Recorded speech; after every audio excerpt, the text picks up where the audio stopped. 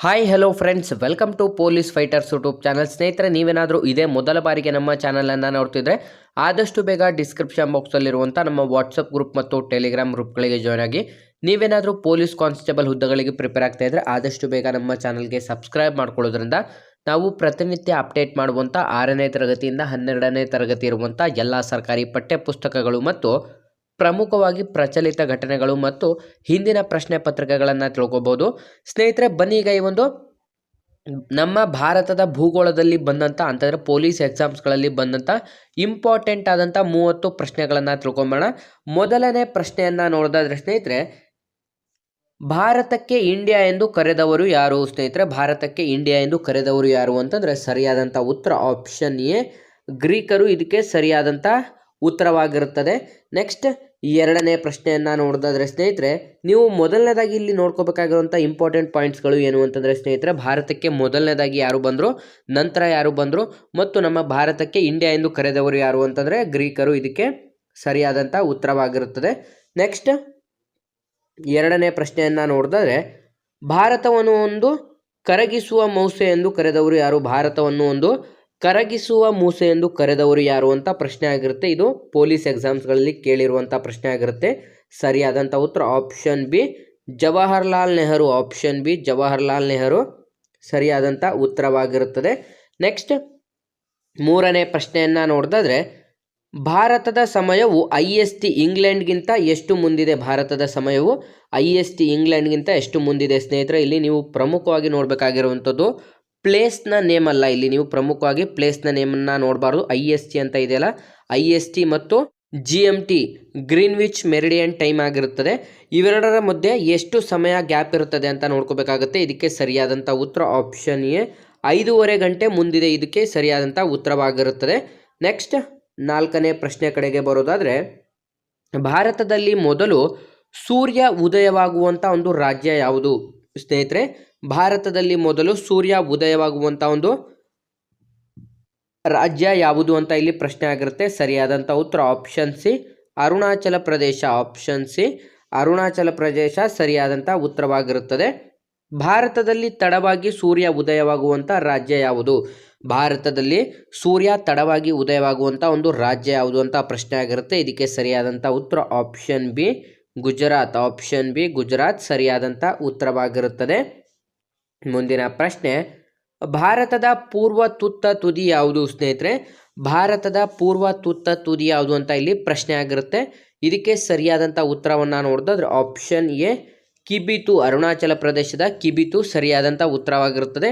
ಸ್ನೇಹಿತರೆ, ವಿದ್ಯಾರ್ಥಿಗಳು ನೀವು ನಮ್ಮ ಭಾರತದ ಭೂಗೋಳದ ಬಗ್ಗೆ ತಿಳ್ಕೊತಾ ಇದ್ರ ಅಂತಂದರೆ ಮೊದಲನೇದಾಗಿ ಎಷ್ಟು ವಿಸ್ತೀರ್ಣ ಇದೆ ಮತ್ತು ರಾಜ್ಯಗಳೆಷ್ಟಿದೆ, ಯೂನಿಯನ್ ಟೆರಿಟರೀಸ್ಗಳು ಎಷ್ಟಿದೆ, ಅದರ ರಾಜಧಾನಿಗಳು ಯಾವುದು ಮತ್ತು ಪೂರ್ವ, ಪಶ್ಚಿಮ, ಉತ್ತರ, ದಕ್ಷಿಣದ ತುತ್ತ ತುದಿಗಳು ಯಾವುದು ಅಂತಲೂ ಕೂಡ ನೀವು ತಿಳ್ಕೊಬೇಕಾಗಿರುತ್ತೆ. ಸ್ನೇಹಿತರೆ, ಪೂರ್ವದ ತುತ್ತ ತುದಿ ಕಿಬಿತು ಆಗಿದ್ರೆ ಪಶ್ಚಿಮದ ತುತ್ತ ತುದಿ ಗುಜರಾತಿನ ಗುವಾರ್ಮುಖಿ ಆಗಿರುತ್ತದೆ. ಆಮೇಲೆ ನಂತರ ಉತ್ತರದ ತುತ್ತ ತುದಿ ಯಾವುದು ಅಂತಂದರೆ ಇಂದಿರಾಕೋಲ್ ಅಥವಾ ಸಿಯಾಚಿನ್ ಅಥವಾ ಜಮ್ಮು ಆಗಿರುತ್ತದೆ.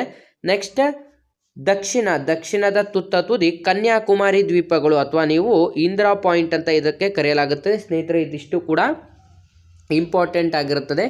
ಪೂರ್ವದ ತುತ್ತ ತುದಿ, ಪಶ್ಚಿಮದ ತುತ್ತ ತುದಿ, ಉತ್ತರ ಮತ್ತು ದಕ್ಷಿಣದ ತುತ್ತ ತುದಿ ಆಗಿರುತ್ತದೆ. ನಮ್ಮ ಭಾರತದ ಭೂಗೋಳದಲ್ಲಿ ಇದು ಇಂಪಾರ್ಟೆಂಟ್ ಆಗಿರುತ್ತೆ. ವಿದ್ಯಾರ್ಥಿಗಳು ಇದ್ರ ಬಗ್ಗೆನೂ ಕೂಡ ಕಾನ್ಸಂಟ್ರೇಟ್ ಮಾಡಬೇಕಾಗಿರುತ್ತೆ. ಸ್ನೇಹಿತರೆ, ನೀವು ಏನಕ್ಕೆ ಅಂತಂದರೆ ಪ್ರತಿಯೊಂದು ಎಕ್ಸಾಮ್ಸ್ಗಳಲ್ಲಿ ನಿಮಗೆ ಇಂಪಾರ್ಟೆಂಟ್ ಆಗಿ ಕೇಳುವಂಥ ಈ ಒಂದು ಪ್ರಶ್ನೆಗಳಾಗಿರುತ್ತದೆ. ನೆಕ್ಸ್ಟ್ ಪ್ರಶ್ನೆಯನ್ನು ನೋಡೋದಾದರೆ 7ನೇ ಪ್ರಶ್ನೆ, ಭಾರತದ ಒಟ್ಟು ವಿಸ್ತೀರ್ಣ ಎಷ್ಟು? ಭಾರತದ ಒಟ್ಟು ವಿಸ್ತೀರ್ಣ ಎಷ್ಟು ಅಂತ ಪ್ರಶ್ನೆ ಆಗಿರುತ್ತೆ. ಸರಿಯಾದಂಥ ಉತ್ತರ 32,87,263 ಚದರ ಕಿಲೋಮೀಟರ್ ಆಗಿರುತ್ತೆ. ಚದರ ಕಿಲೋಮೀಟರ್ ಆಗಿರುತ್ತೆ. ಸ್ನೇಹಿತರೆ, ನೀವು ಬರೀ ಕಿಲೋಮೀಟರ್ ಅಂತ ನೋಡಿ ರೈಟ್ ಹಾಕ್ಬಿಡ್ತಾರೆ. ಇದೇ ಸೇಮ್ ಇರುತ್ತೆ, ಆದರೆ ಇಲ್ಲಿ ಕಿಲೋಮೀಟರ್ ಅಂತ ಇರುತ್ತೆ, ಇನ್ನೊಂದರಲ್ಲಿ ಚದರ ಕಿಲೋಮೀಟರ್ ಅಂತ ಇರುತ್ತೆ. ನೀವು ಇಲ್ಲಿ ಚದರ ಕಿಲೋಮೀಟರ್ ಅಂತದನ್ನು ನೋಡಿ ಹಾಕಬೇಕಾಗುತ್ತೆ, ಆವಾಗ ಅದು ಸರಿಯಾಗಿರುತ್ತೆ. ನೆಕ್ಸ್ಟ್ ಪ್ರಶ್ನೆಯನ್ನು ನೋಡೋದಾದರೆ 8ನೇ ಪ್ರಶ್ನೆ, ವಿಸ್ತೀರ್ಣದಲ್ಲಿ ಪ್ರಪಂಚದ ದೊಡ್ಡ ರಾಷ್ಟ್ರ ಯಾವುದು? ವಿಸ್ತೀರ್ಣದಲ್ಲಿ ಪ್ರಪಂಚದ ದೊಡ್ಡ ರಾಷ್ಟ್ರ ಯಾವುದು ಅಂತ ಇಲ್ಲಿ ಪ್ರಶ್ನೆ ಆಗಿರುತ್ತೆ. ಸರಿಯಾದಂಥ ಉತ್ತರ ಆಪ್ಷನ್ ಎ, ರಷ್ಯಾ ಸರಿಯಾಗಿರುತ್ತದೆ. ಆಪ್ಷನ್ ಎ, ರಷ್ಯಾ ಸರಿಯಾಗಿರುತ್ತದೆ. ನೆಕ್ಸ್ಟ್ 9ನೇ ಪ್ರಶ್ನೆ, ಏಷ್ಯಾ ಖಂಡದ ಅತಿ ದೊಡ್ಡ ರಾಷ್ಟ್ರ ಯಾವುದು? ಏಷ್ಯಾ ಖಂಡದ ಅತಿ ದೊಡ್ಡ ರಾಷ್ಟ್ರ ಯಾವುದು ಅಂತ ಇಲ್ಲಿ ಪ್ರಶ್ನೆ ಆಗಿರುತ್ತೆ. ಇದಕ್ಕೆ ಸರಿಯಾದಂಥ ಉತ್ತರ ಆಪ್ಷನ್ ಎ ರಷ್ಯಾ ಇದಕ್ಕೆ ಸರಿಯಾದಂಥ ಉತ್ತರ ಆಗಿರುತ್ತೆ. ಸ್ನೇಹಿತರೆ, ಏಷ್ಯಾ ಖಂಡದಲ್ಲಿ ನಮ್ಮ ಭಾರತ ಎಷ್ಟನೇ ಸ್ಥಾನದಲ್ಲಿದೆ ಅಥವಾ ಎಷ್ಟನೇ ಒಂದು ವಿಸ್ತೀರ್ಣದಲ್ಲಿದೆ ಅಂತ ನಾವು ನೋಡ್ತಾ ಹೋಗೋದಾದ್ರೆ ಸ್ನೇಹಿತರೆ, ಭಾರತ 3ನೇ ಸ್ಥಾನದಲ್ಲಿದೆ. 3ನೇ ಸ್ಥಾನದಲ್ಲಿ ನಮ್ಮ ಭಾರತವನ್ನು ನಾವು ಕಾಣಬಹುದಾಗಿರುತ್ತದೆ. ವಿದ್ಯಾರ್ಥಿಗಳು, ನೀವೇನಾದರೂ ಇದೇ ಮೊದಲ ಬಾರಿಗೆ ನಮ್ಮ ಚಾನಲನ್ನು ನೋಡ್ತಿರೋವಂಥವ್ರಾಗಿದ್ದರೆ ಆದಷ್ಟು ಬೇಗ ನಮ್ಮ ಚಾನಲ್ಗೆ ಸಬ್ಸ್ಕ್ರೈಬ್ ಮಾಡ್ಕೊಳ್ಳೋದ್ರಿಂದ ನಿಮಗೆ ಅತಿ ಮುಖ್ಯವಾಗಿ 6ನೇ ತರಗತಿಯಿಂದ 12ನೇ ತರಗತಿ ಇರುವಂಥ ಎಲ್ಲ ಸರ್ಕಾರಿ ಪಠ್ಯ ಪುಸ್ತಕಗಳು ಮತ್ತು ಇಂಪಾರ್ಟೆಂಟ್ ಆಗಿ ಪ್ರಚಲಿತ ಘಟನೆಗಳ ಮಾಹಿತಿಯನ್ನು ತಿಳ್ಕೊಬಹುದಾಗಿರುತ್ತದೆ.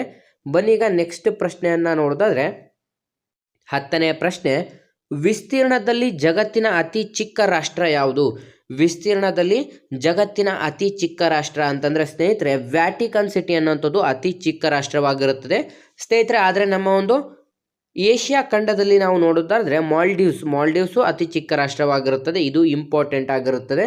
ನೆಕ್ಸ್ಟ್ ಪ್ರಶ್ನೆಯನ್ನು ನೋಡಿದ್ರೆ 11ನೇ ಪ್ರಶ್ನೆ, ಭಾರತದಲ್ಲಿ ಅತಿ ಹೆಚ್ಚು ವಿಸ್ತೀರ್ಣ ಹೊಂದಿರುವಂಥ ರಾಜ್ಯ ಯಾವುದು? ಭಾರತದಲ್ಲಿ ಅತಿ ಹೆಚ್ಚು ವಿಸ್ತೀರ್ಣ ಹೊಂದಿರುವಂಥ ರಾಜ್ಯ ಯಾವುದು ಅಂತ ಇಲ್ಲಿ ಪ್ರಶ್ನೆ ಆಗಿರುತ್ತೆ. ಸರಿಯಾದಂಥ ಉತ್ತರ ಆಪ್ಷನ್ ಬಿ ರಾಜಸ್ಥಾನ್ ಇದಕ್ಕೆ ಸರಿಯಾದಂಥ ಉತ್ತರವಾಗಿರುತ್ತದೆ. ನೆಕ್ಸ್ಟ್ 12ನೇ ಪ್ರಶ್ನೆ ಕಡೆಗೆ ಬರೋದಾದರೆ, ಭಾರತದಲ್ಲಿ ಅತಿ ಚಿಕ್ಕ ರಾಜ್ಯ ಯಾವುದು? ಸ್ನೇಹಿತರೆ, ಭಾರತದಲ್ಲಿ ಅತಿ ಚಿಕ್ಕ ರಾಜ್ಯ ವಿಸ್ತೀರ್ಣದಲ್ಲಾಗಿರುತ್ತೆ. ಇದು ಅತಿ ಚಿಕ್ಕ ರಾಜ್ಯ ಯಾವುದು ಅಂತಂದರೆ ಆಪ್ಷನ್ ಎ ಗೋವಾ ಸರಿಯಾಗಿರುತ್ತೆ. ಆಪ್ಷನ್ ಎ ಗೋವಾ ಸರಿಯಾದಂಥ ಉತ್ತರವಾಗಿರುತ್ತದೆ. ನೆಕ್ಸ್ಟ್ 13ನೇ ಪ್ರಶ್ನೆ ಕಡೆಗೆ ಬರೋದಾದರೆ, ಪಾಕಿಸ್ತಾನದೊಂದಿಗೆ ಗಡಿ ಹಂಚಿಕೊಂಡಿರುವಂಥ ಭಾರತದ ರಾಜ್ಯ ಯಾವುದು? ಸ್ನೇಹಿತರೆ, ಪಾಕಿಸ್ತಾನದೊಂದಿಗೆ ಗಡಿಯನ್ನು ಹಂಚಿಕೊಂಡಿರುವಂಥ ರಾಜ್ಯ ಯಾವುದು ಅಂತ ಪ್ರಶ್ನೆ ಆಗಿರುತ್ತೆ. ಸ್ನೇಹಿತರೆ, ಪ್ರತಿಯೊಂದು ಎಕ್ಸಾಮ್ಸ್ಗಳಲ್ಲಿ ನಿಮಗೆ ಯಾವುದಾದ್ರೂ ಒಂದು ಸ್ಟೇಟ್ಸ್ ವೈಸು ಯಾವ ಒಂದು ಜಿಲ್ಲೆ ಅಟ್ಯಾಚ್ ಆಗಿದೆ, ನಮ್ಮ ಕರ್ನಾಟಕದ ಜಿಲ್ಲೆ ಅಥವಾ ಯಾವುದಾದ್ರೂ ದೇಶಕ್ಕೆ ನಮ್ಮ ಭಾರತದ ಯಾವ ರಾಜ್ಯ ಅಟ್ಯಾಚ್ ಆಗಿರುತ್ತೆ ಅಂತ ಪ್ರಶ್ನೆ ಆಗುತ್ತೆ. ಇದಕ್ಕೂ ಕೂಡ ನೀವು ನೋಡ್ಕೋಬೇಕಾಗಿರುತ್ತೆ. ಸ್ನೇಹಿತರೆ, ಪಾಕಿಸ್ತಾನದೊಂದಿಗೆ ಗಡಿಯನ್ನು ಹಂಚಿಕೊಂಡಿರುವಂಥ ನಮ್ಮ ಭಾರತದ ರಾಜ್ಯಗಳು ಯಾವುದೆಲ್ಲ ಅಂತಂದರೆ ಸ್ನೇಹಿತರೆ, ಇಲ್ಲಿ ಮೇಲೆ ಕಾಣಿಸ್ತಿರುವಂಥ ಎಲ್ಲ ರಾಜ್ಯಗಳು ಕೂಡ ಪಾಕಿಸ್ತಾನದೊಂದಿಗೆ ಗಡಿಯನ್ನು ಹಂಚಿಕೊಂಡಿರುತ್ತೆ. ಹಾಗಾಗಿ ಆಪ್ಷನ್ ಡಿ ಮೇಲಿನ ಎಲ್ಲವೂ ಇಲ್ಲಿ ಸರಿಯಾಗಿರುತ್ತದೆ. ವಿದ್ಯಾರ್ಥಿಗಳು ನೋಡ್ಕೋಬೇಕಾಗಿರುತ್ತೆ. ನೆಕ್ಸ್ಟ್ 14ನೇ ಪ್ರಶ್ನೆ ಕಡೆಗೆ ಬರೋದಾದರೆ, ದ್ವಿರಾಷ್ಟ್ರ ಸಿದ್ಧಾಂತವನ್ನು ಪ್ರತಿಪಾದಿಸಿದವರು ಯಾರು? ದ್ವಿರಾಷ್ಟ್ರ ಸಿದ್ಧಾಂತವನ್ನು ಪ್ರತಿಪಾದಿಸಿದವರು ಯಾರು ಅಂತ ಈ ಒಂದು ಪ್ರಶ್ನೆ ತುಂಬ ಎಕ್ಸಾಮ್ಸ್ಗಳಲ್ಲಿ ಕೇಳಿರುವಂಥ ಪ್ರಶ್ನೆ ಆಗಿರುತ್ತೆ. ಸರಿಯಾದಂಥ ಉತ್ತರ ಆಪ್ಷನ್ ಬಿ ಮೊಹಮ್ಮದ್ ಅಲಿ ಜಿನ್ನಾರವರು ಈ ಒಂದು ದ್ವಿರಾಷ್ಟ್ರ ಸಿದ್ಧಾಂತವನ್ನು ಪ್ರತಿಪಾದಿಸಿರ್ತಾರೆ. ನೆಕ್ಸ್ಟ್ 15ನೇ ಪ್ರಶ್ನೆ, ಪಾಕಿಸ್ತಾನದ ಪಿತಾಮಹ ಎಂದು ಯಾರನ್ನು ಕರೆಯಲಾಗುತ್ತದೆ? ಸ್ನೇಹಿತರೆ, ಪಾಕಿಸ್ತಾನದ ಪಿತಾಮಹ ಎಂದು ಯಾರನ್ನ ಕರೆಯಲಾಗುತ್ತದೆ ಅಂತಂದರೆ option B Mohammad Ali Jinnah. Option B Mohammad Ali Jinnah ಅವರವರಿಗೆ ಪಾಕಿಸ್ತಾನದ ಪಿತಾಮಹ ಎಂದು ಕರೆಯಲಾಗುತ್ತದೆ. ನೆಕ್ಸ್ಟ್ 16ನೇ ಪ್ರಶ್ನೆ, ಪಾಕಿಸ್ತಾನದ ರಾಷ್ಟ್ರೀಯ ಕ್ರೀಡೆ ಯಾವುದು? ಪಾಕಿಸ್ತಾನದ ರಾಷ್ಟ್ರೀಯ ಕ್ರೀಡೆ ಯಾವುದು ಅಂತಂದರೆ ಸ್ನೇಹಿತರೆ, ಸರಿಯಾದಂಥ ಉತ್ತರ ಆಪ್ಷನ್ ಎ ಹಾಕಿ ಸರಿಯಾಗಿರುತ್ತದೆ. ಸ್ನೇಹಿತರೆ, ನಮ್ಮ ಇಂಡಿಯಾದು ಕೂಡ ಹಾಕಿನೇ ಕೂಡ ಆಗಿರುತ್ತೆ. ಅಂತಂದರೆ ರಾಷ್ಟ್ರೀಯ ಕ್ರೀಡೆ ಹಾಕಿ ಆಗಿರುತ್ತೆ ನಮ್ಮ ಭಾರತದ್ದು ಕೂಡ. ನೆಕ್ಸ್ಟ್ 17ನೇ ಪ್ರಶ್ನೆ ಕಡೆಗೆ ಬರೋದಾದರೆ, ಭಾರತದ ಕೆಳಗಿನ ಪರ್ವತ ಶ್ರೇಣಿಗಳಲ್ಲಿ ಅತ್ಯಂತ ಹಳೆಯದಾದಂಥ ಪರ್ವತ ಶ್ರೇಣಿ ಯಾವುದು? ಸ್ನೇಹಿತರೆ, ಅತ್ಯಂತ ಹಳೆಯದಾದಂಥ ಪರ್ವತ ಶ್ರೇಣಿ ಯಾವುದು ಅಂತ ಇಲ್ಲಿ ಪ್ರಶ್ನೆ ಆಗಿರುತ್ತೆ. ಇದು ಕೂಡ ತುಂಬ ಎಕ್ಸಾಮ್ಸ್ಗಳಲ್ಲಿ ಬಂದಂಥ ಪ್ರಶ್ನೆ ಆಗಿರುತ್ತೆ. ಆಲ್ಮೋಸ್ಟ್ ಪ್ರತಿಯೊಂದು ಎಕ್ಸಾಮ್ಸ್ಗಳಲ್ಲಿ 1 ಮಾರ್ಕ್ಸಿಗೆ ಫಿಕ್ಸ್ ಬರುವಂಥ ಒಂದು ಪ್ರಶ್ನೆ ಇದಾಗಿರುತ್ತದೆ. ಸ್ನೇಹಿತರೆ, ಇದಕ್ಕೆ ಸರಿಯಾದಂಥ ಉತ್ತರವನ್ನು ನೋಡೋದಾದ್ರೆ ಆಪ್ಷನ್ ಸಿ ಅರಾವಳಿ ಬೆಟ್ಟಗಳು ಸರಿಯಾದಂಥ ಉತ್ತರವಾಗಿರುತ್ತದೆ. ಸ್ನೇಹಿತರೆ, ಆಂಡೀಸ್ ಪರ್ವತಗಳಲ್ಲಿ ಅತ್ಯಂತ ಹಳೆಯದಾದಂಥ ಆಂಡೀಸ್ ಪರ್ವತಗಳು ಯಾವುದು ಅಂತ ಪ್ರಶ್ನೆ ಆದಾಗ ನೀವು ಹಿಮಾಲಯ ಪರ್ವತಗಳು ಅಂತ ಹಾಕಬೇಕಾಗುತ್ತೆ. ಅದೇ ಏನಾದರೂ ಭಾರತದ ಪರ್ವತ ಶ್ರೇಣಿಯಲ್ಲಿ ಅತ್ಯಂತ ಹಳೆಯದಾದಂಥ ಪರ್ವತ ಶ್ರೇಣಿಗಳು ಅಂತಂದರೆ ಅರಾವಳಿ ಬೆಟ್ಟಗಳು ಅಂತ ಹಾಕಬೇಕಾಗುತ್ತೆ. ನೆಕ್ಸ್ಟ್ ಪ್ರಶ್ನೆ ಕಡೆಗೆ ನಾವು ಬರೋದಾದರೆ ಸ್ನೇಹಿತರೆ, 18ನೇ ಪ್ರಶ್ನೆ, ವಿಶ್ವದ ಅತಿ ದೊಡ್ಡ ನದಿ ದ್ವೀಪವಾದಂಥ ಮಜುಲಿ ಯಾವ ರಾಜ್ಯದಲ್ಲಿದೆ? ವಿಶ್ವದ ಅತಿ ದೊಡ್ಡ ನದಿ ದ್ವೀಪವಾದಂಥ ಮಜುಲಿ ಯಾವ ರಾಜ್ಯದಲ್ಲಿದೆ ಅಂತಂದರೆ ಆಪ್ಷನ್ ಬಿ ಅಸ್ಸಾಂನಲ್ಲಿ ನಾವು ಕಾಣಬಹುದು. ಅಸ್ಸಾಂನಲ್ಲಿ ಈ ಒಂದು ನದಿ ಮುಖಜ ಭೂಮಿಯನ್ನು ಅಥವಾ ದ್ವೀಪವನ್ನು ಕಾಣಬಹುದಾಗಿರುತ್ತದೆ. ನೆಕ್ಸ್ಟ್ 19ನೇ ಪ್ರಶ್ನೆ ಕಡೆಗೆ ಬರೋದಾದರೆ, ಈ ಕೆಳಗಿನ ಯಾವ ಬೆಟ್ಟಗಳು ಪೂರ್ವ ಮತ್ತು ಪಶ್ಚಿಮ ಘಟ್ಟಗಳನ್ನು ಸಂಪರ್ಕಿಸುತ್ತದೆ ಅಥವಾ ಪಶ್ಚಿಮ ಘಟ್ಟಗಳನ್ನು ಸಂಧಿಸುತ್ತದೆ ಅಂತ ಪ್ರಶ್ನೆ ಆದರೆ ಇದಕ್ಕೆ ಸರಿಯಾದಂಥ ಉತ್ತರ ಆಪ್ಷನ್ ಎ ನೀಲಗಿರಿ ಬೆಟ್ಟಗಳು ಸರಿಯಾಗಿರುತ್ತದೆ. ನೀಲಗಿರಿ ಬೆಟ್ಟಗಳು ಸರಿಯಾದಂಥ ಉತ್ತರವಾಗಿರುತ್ತದೆ. ನೆಕ್ಸ್ಟ್ 20ನೇ ಪ್ರಶ್ನೆ ಕಡೆಗೆ ಬರೋದಾದರೆ ಸ್ನೇಹಿತರೆ, ನೀಲಿ ಕ್ರಾಂತಿಯು ಯಾವುದಕ್ಕೆ ಸಂಬಂಧಿಸಿದೆ? ನೀಲಿ ಕ್ರಾಂತಿಯು ಯಾವುದಕ್ಕೆ ಸಂಬಂಧಿಸಿದೆ ಅಂತಂದರೆ ಇದಕ್ಕೆ ಸರಿಯಾದಂಥ ಉತ್ತರ ಆಪ್ಷನ್ ಎ ಮೀನು ಉತ್ಪಾದನೆಗೆ ನೀಲಿ ಕ್ರಾಂತಿ ಸಂಬಂಧಪಟ್ಟಿದೆ. ಮುಂದಿನ ಪ್ರಶ್ನೆ ಕಡೆಗೆ ಬರೋದಾದರೆ ಸ್ನೇಹಿತರೆ, 21ನೇ ಪ್ರಶ್ನೆ, ಭಾರತದ ಏಕೈಕ ಸಕ್ರಿಯ ಜ್ವಾಲಾಮುಖಿ ಬ್ಯಾರನ್ ದ್ವೀಪ ಎಲ್ಲಿದೆ? ಸ್ನೇಹಿತರೆ, ಭಾರತದ ಏಕೈಕ ಸಕ್ರಿಯ ಜ್ವಾಲಾಮುಖಿಯಾದಂಥ ಬ್ಯಾರನ್ ದ್ವೀಪ ಎಲ್ಲಿ ಕಾಣಬಹುದಾಗಿರುತ್ತದೆ ಅಂತಂದರೆ ಸರಿಯಾದಂಥ ಉತ್ತರ ಆಪ್ಷನ್ ಎ ಅಂಡಮಾನ್ ದ್ವೀಪದಲ್ಲಿ ಕಾಣಬಹುದಾಗಿರುತ್ತೆ. ಆಪ್ಷನ್ ಎ ಈ ಒಂದು ಬ್ಯಾರನ್ ದ್ವೀಪಗಳನ್ನು ಕಾಣಬಹುದಾಗಿರುತ್ತದೆ. ಮುಂದಿನ ಪ್ರಶ್ನೆ 22ನೇ ಪ್ರಶ್ನೆ ಕಡೆಗೆ ಬರೋದಾದರೆ 1947 ಆಗಸ್ಟ್ 15ರಂದು ಭಾರತ ಸ್ವಾತಂತ್ರ್ಯಗೊಂಡಾಗ ಕಾಶ್ಮೀರದ ರಾಜ ಯಾರಾಗಿದ್ದರು? ಸ್ನೇಹಿತರೆ, ಕಾಶ್ಮೀರದ ರಾಜ ಯಾರಾಗಿದ್ದರು ಅಂತ ಪ್ರಶ್ನೆ ಆಗಿರುತ್ತೆ. ಅದು ನಮ್ಮ ಭಾರತ ಸ್ವಾತಂತ್ರ್ಯಗೊಂಡಾಗ. ಇದಕ್ಕೆ ಸರಿಯಾದಂಥ ಉತ್ತರ ನೋಡೋಕ್ಕೂ ಮೊದಲು ಸ್ನೇಹಿತರೆ, ತುಂಬ ಜನ ವಿದ್ಯಾರ್ಥಿಗಳು ಏನು ಮಾಡ್ತಾರೆ ಅಂತಂದರೆ ರಾಜಸಿಂಗ ಮತ್ತು ಹರಿಸಿಂಗ ನಡುವೆ ಇಬ್ಬರಿಗೂ ಕೂಡ ಕನ್ಫ್ಯೂಸ್ ಆಗ್ತೀರಾ. ನೀವು ಕನ್ಫ್ಯೂಸ್ ಆಗಬೇಡಿ ಸ್ನೇಹಿತರೆ. ಇದಕ್ಕೆ ಸರಿಯಾದಂಥ ಉತ್ತರ ನೋಡೋದಾದರೆ ಹರಿಸಿಂಗ ಸರಿಯಾಗಿರುತ್ತೆ. ಏನಕ್ಕೆ ಅಂತಂದರೆ ನೀವು ಸಿಂಗ ಅಂತ ಇರುತ್ತಲ್ಲ, ಇವೆರಡನ್ನ ಮಾತ್ರ ಜ್ಞಾಪನ ಇಟ್ಕೊತೀರ, ಅವಾಗ ನೀವು ಕನ್ಫ್ಯೂಸ್ ಆಗ್ತೀರಾ. ಅದಕ್ಕೆ ರಾಜಸಿಂಗ ಇದು ತಪ್ಪಾಗಿರುತ್ತೆ, ಹರಿಸಿಂಗ ಸರಿಯಾಗಿರುತ್ತೆ. ಸ್ನೇಹಿತರೆ, ಇದಕ್ಕೆ ಸರಿಯಾದಂಥ ಉತ್ತರ ಆಪ್ಷನ್ ಬಿ ಹರಿಸಿಂಗ ಸರಿಯಾದಂಥ ಉತ್ತರವಾಗಿರುತ್ತದೆ. ನೆಕ್ಸ್ಟ್ ಪ್ರಶ್ನೆ ಕಡೆಗೆ ನಾವು ಬರೋದಾದರೆ ಸ್ನೇಹಿತರೆ 23ನೇ ಪ್ರಶ್ನೆ ಕಡೆಗೆ ಬರೋದಾದರೆ ಇಲ್ಲಿ ಕಾಣಿಸ್ತಾ ಇದೆ ನೋಡಿ, ಬಾಂಗ್ಲಾದೇಶವು ಪ್ರತಿ ವರ್ಷ ಯಾವಾಗ ಬಾಂಗ್ಲಾ ವಿಮೋಚನಾ ದಿನವನ್ನಾಗಿ ಆಚರಿಸುತ್ತದೆ? ಪ್ರತಿ ವರ್ಷ ಯಾವ ದಿನಾಂಕದಂದು ಬಾಂಗ್ಲಾ ವಿಮೋಚನಾ ದಿನವನ್ನಾಗಿ ಆಚರಿಸುತ್ತದೆ ಅಂತಂದರೆ ಸರಿಯಾದಂಥ ಉತ್ತರ option B December 16. Option B December 16 ಸರಿಯಾದಂಥ ಉತ್ತರವಾಗಿರುತ್ತದೆ. ನೆಕ್ಸ್ಟ್ ಪ್ರಶ್ನೆ ಕಡೆಗೆ ಬರೋದಾದರೆ ಸಿಮ್ಲಾ ಒಪ್ಪಂದ ಯಾವಾಗ ನಡೆಯಿತು? ಸ್ನೇಹಿತರೆ, ಸಿಮ್ಲಾ ಒಪ್ಪಂದ ಯಾವಾಗ ನಡೆಯಿತು? ಈ ಒಂದು ಪ್ರಶ್ನೆಗಳಿಗೆ ಸರಿಯಾದಂಥ ಉತ್ತರವನ್ನು ನೋಡೋದಾದರೆ ಆಪ್ಷನ್ ಎ 1972 ಜುಲೈ 2ರಂದು ನಡೆಯುತ್ತದೆ. ಸ್ನೇಹಿತರೆ, ಇದು ಆಲ್ಮೋಸ್ಟ್ ನಿಮಗೆ ಪೊಲೀಸ್ ಎಕ್ಸಾಮ್ಸ್ಗಳಲ್ಲಿ 2ರಿಂದ 3 ಬಾರಿ ರಿಪೀಟೆಡ್ ಆದಂಥ ಪ್ರಶ್ನೆಗಳಾಗಿರುತ್ತದೆ. ತುಂಬ ವಿದ್ಯಾರ್ಥಿಗಳು ನೀವೇನು ಮಾಡ್ತೀರಾ, ಕೆಲವೊಬ್ರು ಏನು ಮಾಡ್ತಾರೆ ಅಂತಂದರೆ ಬರೀ ಇಸ್ವಿಯನ್ನು ಮಾತ್ರ ಜ್ಞಾಪನ ಇಟ್ಕೊತಾರೆ 1972 ಅಂತ. ಆವಾಗ ನೀವು ಇಲ್ಲಿ ಕಾಣಿಸ್ತಾ ಇದೆ ನೋಡಿ, 1972 ಜನವರಿ 2 ಆಗಿರುತ್ತದೆ. ಇದು 1972 ಜುಲೈ 2 ಆಗಿರುತ್ತದೆ. ಆವಾಗ ನೀವು ಬರೀ ಇಸ್ವಿಯನ್ನು ಜ್ಞಾಪನದಲ್ಲಿ ಇಟ್ಕೊಂಬಂದರೆ ನೀವೇನು ಮಾಡ್ತೀರಾ ಅಂತಂದರೆ ಈ ಕ್ವಶನ್ಗೆ ಸರಿಯಾದಂಥ ಉತ್ತರ ಅಂತ ಆಪ್ಷನ್ ಸಿ ಹಾಕಿರ್ತಾರೆ. ಆವಾಗ ಇದು ರಾಂಗ್ ಆಗುತ್ತೆ, ಆದರೆ ರೈಟ್ ಇದಾಗಿರುತ್ತೆ.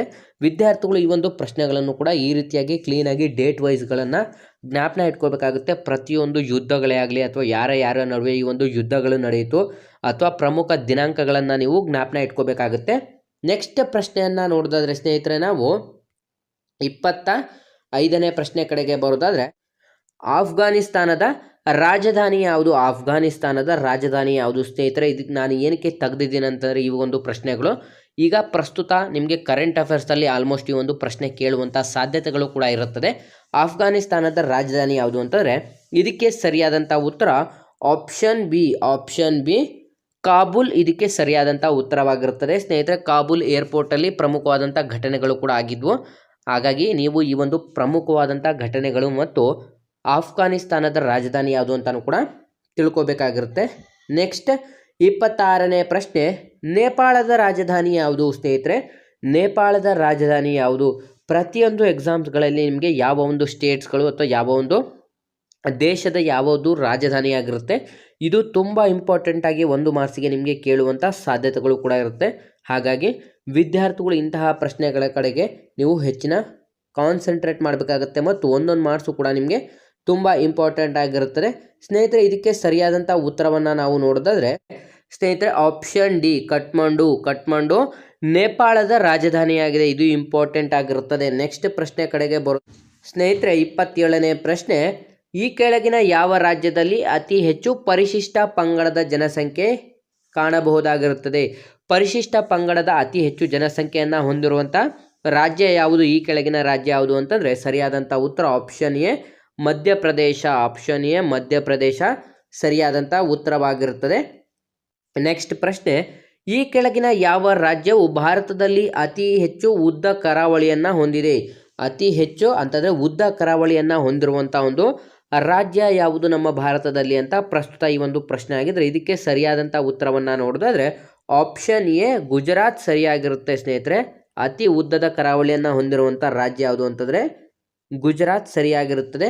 ನೆಕ್ಸ್ಟ್ 29ನೇ ಪ್ರಶ್ನೆ, ಪಾಕ್ ಜಲಸಂಧಿ ಕೆಳಗಿನ ಯಾವ ದೇಶಗಳನ್ನು ಪ್ರತ್ಯೇಕಿಸುತ್ತದೆ? ಪಾಕ್ ಜಲಸಂಧಿ ಕೆಳಗಿನ ಯಾವ ದೇಶಗಳನ್ನು ಪ್ರತ್ಯೇಕಿಸುತ್ತದೆ ಅಂತ ನೋಡಿದ ತಕ್ಷಣ ತುಂಬ ಜನ ವಿದ್ಯಾರ್ಥಿಗಳು, ಹೊಸ ಅಭ್ಯರ್ಥಿಗಳು ಏನು ಮಾಡ್ತಾರೆ ಅಂತಂದರೆ ಭಾರತ ಮತ್ತು ಪಾಕಿಸ್ತಾನ ಅಂತ ಹಾಕ್ತಾರೆ ಸ್ನೇಹಿತರೆ. ಪಾಕ್ ಜಲಸಂಧಿ ಅಂದಾಗ ಭಾರತ ಮತ್ತು ಪಾಕಿಸ್ತಾನ ಅಂತ ಹಾಕ್ತಾರೆ.